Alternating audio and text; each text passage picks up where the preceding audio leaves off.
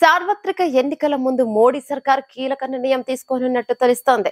సామాన్యులకి ఊరట కలిగించడం కోసం పెట్రోల్, డీజిల్ ధరలను తగ్గించే ప్రయత్నంలో ఉన్నట్టు సమాచారం. రేట్ల తగ్గింపుపై త్వరలోనే కేంద్ర ప్రభుత్వం నుంచి ప్రకటన వస్తుందని ప్రచారం సాగుతోంది.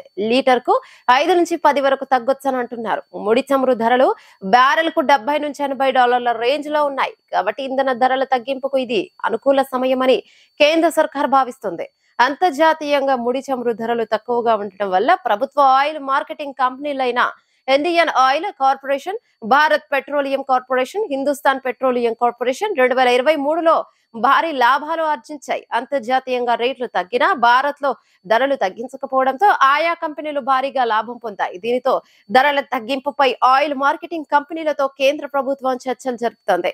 రేటు తగ్గిస్తే దాని వలన పడే భారాన్ని ప్రభుత్వం, ఆయిల్ కంపెనీలు భరించాలనే ప్రతిపాదనపై చర్చలు సాగుతున్నాయని సమాచారం. ధరలు తగ్గితే ప్రజల మీద ఆర్థిక భారం తగ్గుతుంది. రవాణా వ్యయాలు తగ్గి నిత్యావసరాల ధరలు దిగివస్తాయి. ఇంధన ధరల మీద పెట్రోలియం మంత్రిత్వ శాఖ, ఆర్థిక మంత్రిత్వ శాఖ చర్చలు పూర్తి చేశాయి. పెట్రోల్, డీజిల్ ధరల తగ్గింపుకు సంబంధించి ప్రధానమంత్రి కార్యాలయానికి కొన్ని ప్రతిపాదనలు పంపాయి. వాటిని పరిశీలించి ప్రధాని నిర్ణయం తీసుకున్న తర్వాత అధికారికంగా ప్రకటన వెలువడుతుంది. పెట్రోల్, డీజిల్ రేట్లు ఏ మేరకు తగ్గుతాయో అప్పుడే అఫీషియల్ గా తెలుస్తుంది. ఈ ఎర్ర సముద్రంలో ఉద్రిక్తలు తగ్గడంతో పాటు యుఎస్ లో నిల్వలు పెరగడంతో అంతర్జాతీయ మార్కెట్ లో చమురు ధరలు భారీగా తగ్గుతూ వస్తున్నాయి. ఇది ధరలు తగ్గించడానికి అవకాశం కల్పిస్తుంది. దేశ రాజధాని ఢిల్లీలో ప్రస్తుతం లీటర్ పెట్రోల్ ధర $96.72 ఉంది.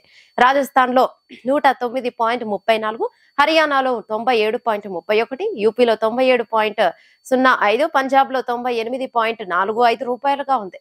డీజిల్ విషయానికి వస్తే ఢిల్లీలో లీటర్ కు 89.62, యూపీలో 90.16, పంజాబ్ లో 88.57, హర్యానాలో 90.16 ఉంది. అలాగే హైదరాబాద్ లో 109.66గా పెట్రోలు, ఇక 97.82గా డీజిల్ ఉంది. ధర తగ్గిస్తే ఆ మేరకు ప్రజలకి లబ్ధి చేకూరే అవకాశం ఉంది. ఈ వీడియో మీకు నచ్చినట్టయితే లైక్ చేయండి, షేర్ చేయండి, కమెంట్ చేయండి, సబ్స్క్రైబ్ చేయండి.